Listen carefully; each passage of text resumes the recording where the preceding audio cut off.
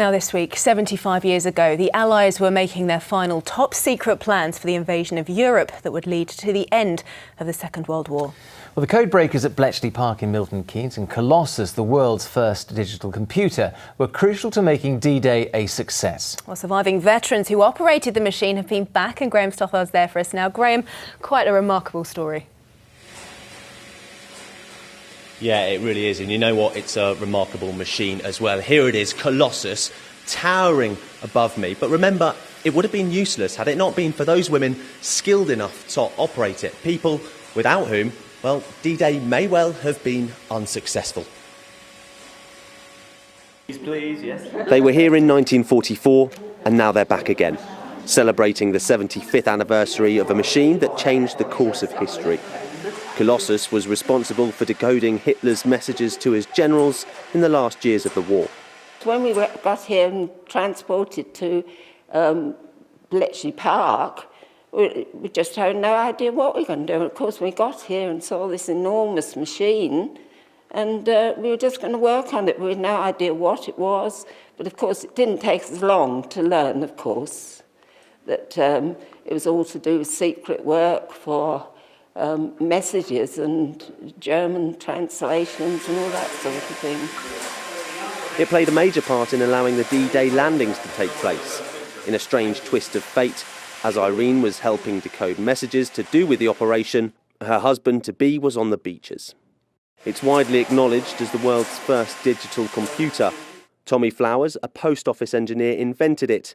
We spoke to him in 1996, just 2 years before he passed away.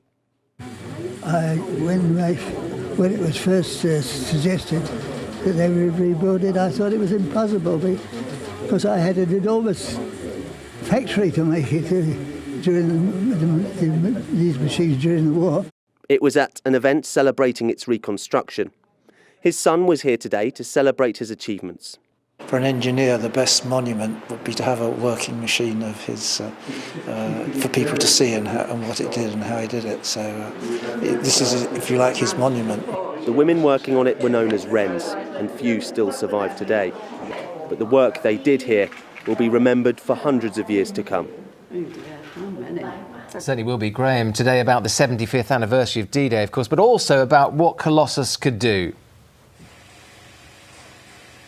Yes, and we've learnt a couple of new things today. To talk me through that is Andy Clark from the museum. Andy, what exactly was new about today?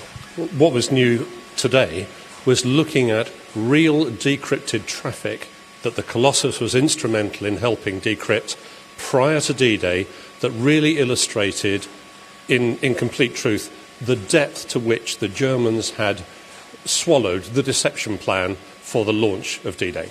Basically ensuring that we'd fooled the enemy. It made a huge difference, and it gave the Allied commanders fantastic vision about the disposition of German forces. It was critical.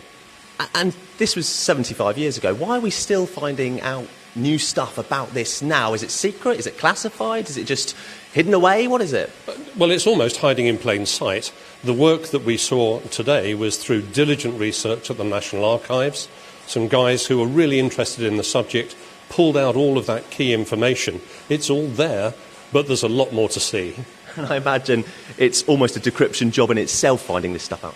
Oh, well, yes, but it's also a labour of love. And you have to know what you're looking for, and you've really got to be focused on the job in hand. Rather you than me, but thank you so much for telling us all about this and the fascinating machine it really is. Thank you, Graham. Yes, and we'd rather him than you as well doing that, I think. Leave it to the experts. Thank you very much.